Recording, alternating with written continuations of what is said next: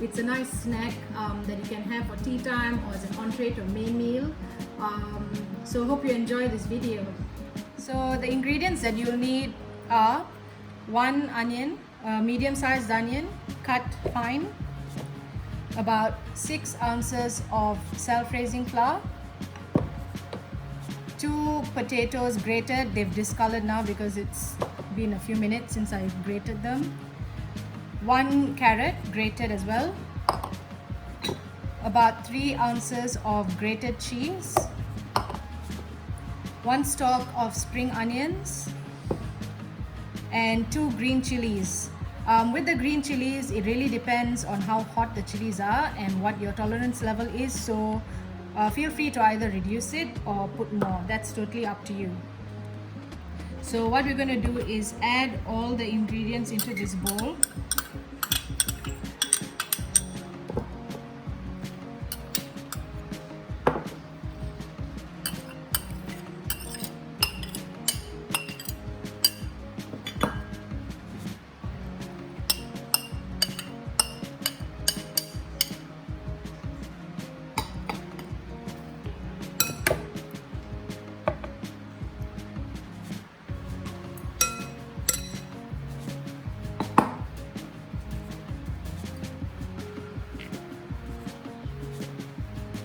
Okay, you're going to also need some salt, obviously, salt to taste.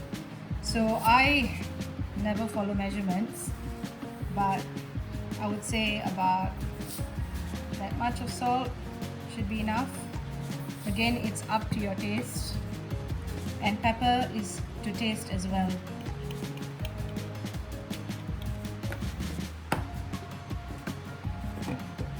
And then mix the ingredients together. As you can see, the ingredients it's a bit dry because of the flour, and it's not really combining. So you can add a few tablespoons of milk,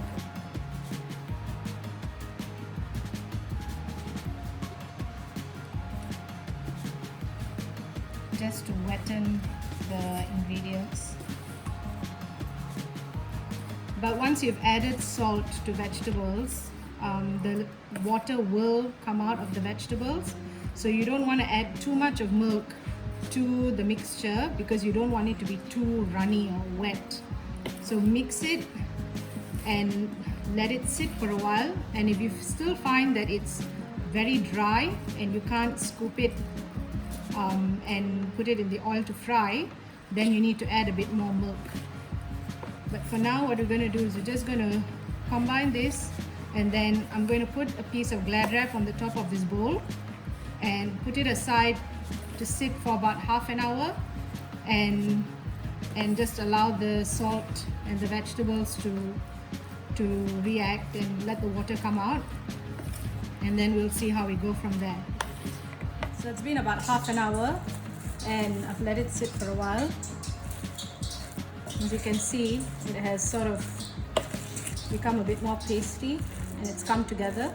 So now we can start frying it.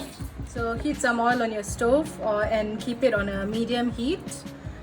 And then with a spoon, just put a little bit of the mixture into the oil. And you can vary the size to whatever size you like. Can make them big or small, but try and make all of them a similar size so that they cook evenly in the oil. If you have some that are big and some that are small, you'll have the big ones will not have like the center will not be cooked, and the small ones might burn. So that's something to think about when you're frying them. Now just let it fry. And when it's golden brown, you can remove it from the oil. When it has reached this color, you can remove it from the oil and leave it to drain on either piece of paper or some tissue.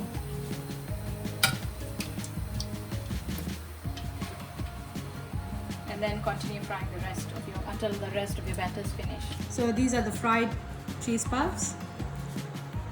I'm just going to tear one open to show you what it looks like on the inside. You can see some of the cheese, and that's how it looks like when it's cooked. So what you can do is you can either eat it plain, just like that, or you can just dip it in any type of sauce that you like, your favorite sauce. I've just got some Maggi chili sauce here. I'm gonna eat some. Hope you enjoyed this recipe. Happy cooking!